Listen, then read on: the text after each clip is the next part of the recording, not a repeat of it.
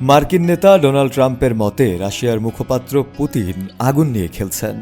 ইউক্রেনের উত্তর পূর্বাঞ্চলে রুশ বাহিনীর অগ্রগতির মধ্য দিয়ে যুদ্ধের তীব্রতা বেড়েই চলেছে। এমন পরিস্থিতিতে মার্কিন প্রেসিডেন্ট ডোনাল্ড ট্রাম্প মঙ্গলবার রুশ প্রেসিডেন্ট ভ্লাদিমির পুতিনকে হুঁশিয়ার করে বলেছেন, পুতিন আগুন নিয়ে খেলছেন। নিজের মালিকানাধীন সামাজিক মাধ্যম ট্রুথ সোশ্যালে দেয়া এক পোস্টে ট্রাম্প বলেন, ভ্লাদিমির পুতিন বুঝতে পারছেন না, যদি আমি না থাকতাম রাশিয়ায় অনেক খারাপ কিছু ঘটত।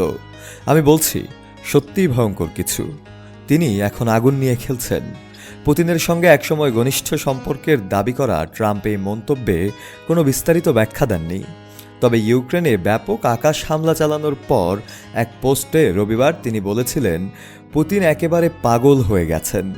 ট্রাম্পের পুতিন বিরোধী মন্তব্যের মধ্যেই ইউক্রেনের উত্তর পূর্বাঞ্চলীয় সুমি অঞ্চলে রুশ বাহিনী 4টি গ্রাম দখল করে নিয়েছে। সুমি গভর্নর ওলেহ গ্রিহরোভ এক পোস্টে জানান, নেভেনকে, বাসিফকা, ভেসেলিভকা ও জুরাবকা গ্রামগুলো রুশ বাহিনী নিয়ন্ত্রণে নিয়ে গেছে, যদিও এসব গ্রাম থেকে আগে স্থানীয়দের সরিয়ে নেওয়া হয়েছিল। এই ঈদে জামা জুতো অ্যাক্সেসরিজের ডিসকাউন্ট। রাশিয়ার প্রতিরক্ষা মন্ত্রণালয় জানিয়েছে, তারা সুমি অঞ্চলের কাছাকাছি বিলোভোদি গ্রামও দখল করেছে, যা আরও এক ধাপ অগ্রগতির ইঙ্গিত দেয়। সুমি ইউক্রেন রাশিয়া সীমান্ত থেকে মাত্র 30 কিলোমিটার দূরে অবস্থিত। ইউক্রেনের সীমান্ত রক্ষী বাহিনী জানিয়েছে, রুশ বাহিনী ছোট ছোট দলে মোটরসাইকেল নিয়ে হামলা চালানোর পাশাপাশি ড্রোনের সহযোগিতা নিচ্ছে। গত বছর ইউক্রেন বাহিনী সুমি অঞ্চলকে ব্যবহার করেই রাশিয়ার কুরস্ক অঞ্চলে অভিযান চালিয়েছিল, যদিও এবছরের এপ্রিল নাগাদ বেশিরভাগ এলাকা পুনরুদ্ধার করে রুশ বাহিনী।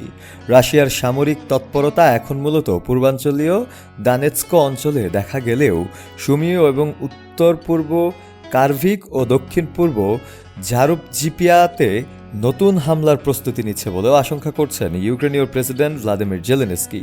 এক বিবৃতিতে সোমবার জেলেনস্কি বলেন, নতুন হামলার প্রস্তুতির অনেক প্রমাণ আমাদের কাছে রয়েছে। রাশিয়া এই যুদ্ধকে চালিয়ে নেওয়ার পরিকল্পনা করছে। এদিকে রাশিয়া দাবি করছে, ট্রাম্পের সঙ্গে গত সপ্তাহে 2 ঘন্টার ফোন আলাপের পর তারা একটি সম্ভাব্য শান্তি চুক্তির খসড়া নিয়ে কাজ করতে আগ্রহী।